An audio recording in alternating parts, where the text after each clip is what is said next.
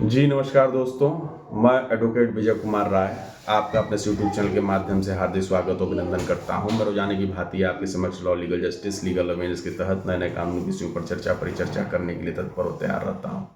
आज का जो विषय हमारा आपके समक्ष है, बड़ा ही महत्वपूर्ण, बड़ा ही इंपॉर्टेंट विषय है, जिसमें एक पति ने अपने पत्नी से तंग होकर, यानी मानसिक प्रताड़ना से तंग होकर आत्महत्या कर ली, जिसकी चर्चा पूरे देश में हो रही। माननीय इलाहाबाद हाईकोर्ट द्वारा स्वतः संज्ञान ले लिया गया, उसी पर चर्चा मेरी आज आपके समक्ष है। तो जिसके बारे में मैं यह चर्चा कर रहा हूं, उस आदमी की व्यवस्था या उस आदमी की जो मृत्यु, जो उसने आत्महत्या कर ली अपने पत्नी के मानसिक प्रताड़ना के तहत, उसी पर यह वीडियो आज मेरा आपके समक्ष है। इस वीडियो को बनाने का मात्र एक मकसद हमारा यह था कि देखिए, मैट्रिमोनियल डिस्प्यूट होना एक अलग बात है, पत्नी द्वारा फरेबी, जालसाजी, षड्यंत्रकारी व्यवस्था में पति व उसके परिवार को फंसाना भी एक अलग बात है, लेकिन आत्महत्या करना इसका समाधान नहीं है दोस्तों। अगर आप पीड़ित हैं, पति हैं, पति के परिवार के पक्ष के हैं, तो इसका मतलब यह नहीं है कि आप आत्महत्या की ओर अग्रसर हो जाइए। हमारे देश में कानून है, ठीक है, पत्नियों की थोड़ा ज्यादा कानून सुनता है, यह भी मान गया, लेकिन यह अंत नहीं था, न यह अंत होना चाहिए। और निवेदन हाथ जोड़ के मेरा पतियों से यही रहेगा कि ठीक है, पत्नी द्वारा जो भी केसेस किए जाते हैं, कराए जाते हैं पति और उसके परिवार वालों के खिलाफ, तो कृपया करके ऐसा कोई कार्य न करें जो इस भाई ने किया। वो आईटी पेशेवर था, सैलरी अच्छी खासी थी, शादी किया, बच्चा भी हुआ, पत्नी भी कमासुद थी, वह भी कमासुद था। जौनपुर की न्यायालय ने 40,000 रुपया मेंटेनेंस लागू किया पति के व्यवस्था में, पत्नी के सापेक्ष में। उस 40,000 देने की बात, ठीक है, बच्चा है, दे रहे हैं। अब इसमें अतुल ने, जो पीड़ित था, जिसने आत्महत्या कर ली, वह यह समझिए कि वो 40,000 रुपया देने से दुखी नहीं था। वह 40,000 रुपए की बात यहां नहीं हो रही, हाँ, लेकिन उसको अपील माननीय हाई कोर्ट में करना था कि साहब जो है, पत्नी भी कमासूत है, हम भी कमासूत हैं, तो जब ऑलरेडी पत्नी कमासूत है तो फिर उसको मेंटेनेंस इतना क्यों मिलना चाहिए। इस पर उसकी अपील होनी चाहिए थी हाई कोर्ट में। उस पर वह अपना पॉइंट ऑफ व्यू रखता एक वकील के माध्यम से, निश्चित तौर पर उसको इंसाफ मिलता। पत्नी द्वारा उसके परिवार, उसके ऊपर जो फॉल्स केसेस कर रखे थे, उसका काउंटर दिमागी रूप से मजबूती के साथ अगर वो करता, थोड़ी परेशानी होती, मानता हूं, लेकिन अंत यह नहीं था। और मैं हमेशा अपने हर वीडियो में कहता हूं कि देखिए, मैट्रिमोनियल डिस्प्यूट में फांसी की सजा नहीं है दोस्तों। थोड़ी हरासमेंट है, थोड़ी फिजिकल, मेंटली, इकोनॉमिकली हरासमेंट है, मानता हूं, लेकिन कोई फांसी की सजा नहीं है। तो ऐसे केसों में आप दिमागी रूप से मजबूत रहिए, दिमागी रूप से स्वस्थ रहिए, ताकि ऐसी चीजें नहीं हो पाएं। और यह अंत नहीं है किसी भी चीजों का कि आपके ऊपर 8 case, 5 case, 7 case, 3 case, 2 case कर दिया पत्नी ने, ठीक है, फाल्स है, मान गया। अरे उसका काउंटर करिए, आपके पास भी कानूनी अधिकार है, उन कानूनी अधिकारों का प्रयोग करिए।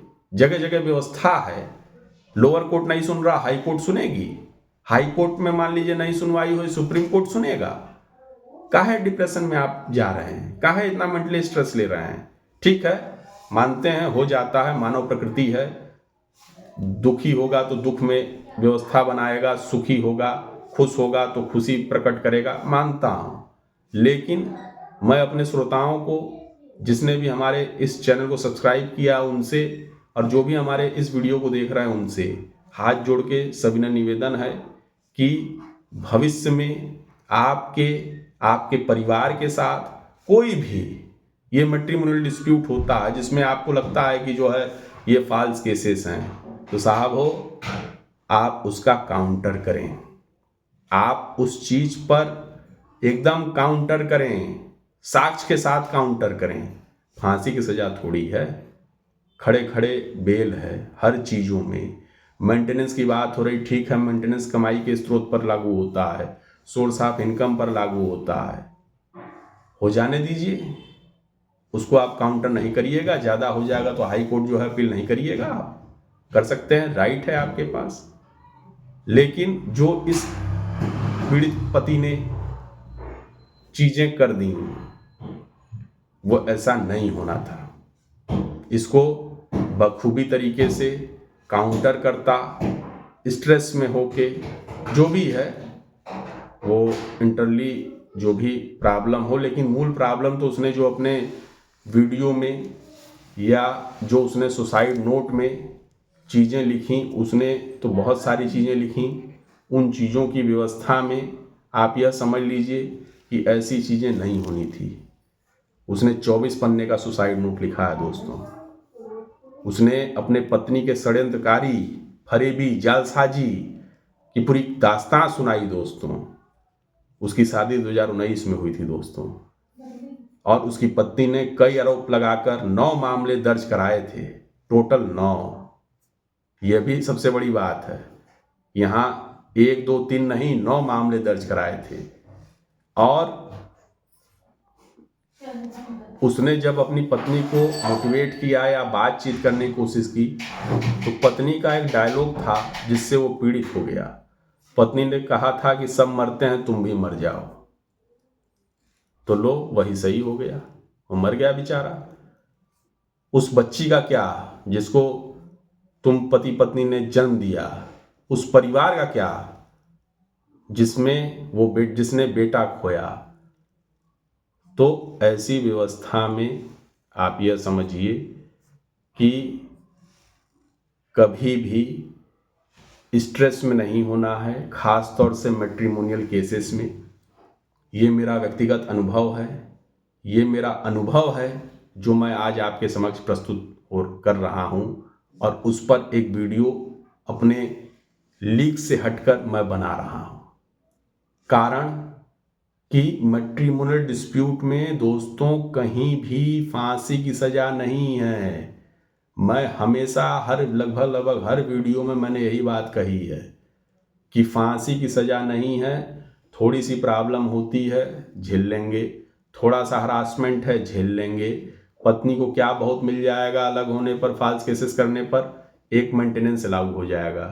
तो ठीक है साहब, आप दीजिए ना, आप दीजिए, आपकी क्षमता नहीं है, जो अलाउ हुआ उसको हाई कोर्ट चैलेंज करिए कि साहब जो हमारी सोर्स ऑफ इनकम इतनी नहीं है, उस पर जो है काउंटर करिए। पत्नी के जो फॉल्स केसेस हैं उस पर काउंटर करिए।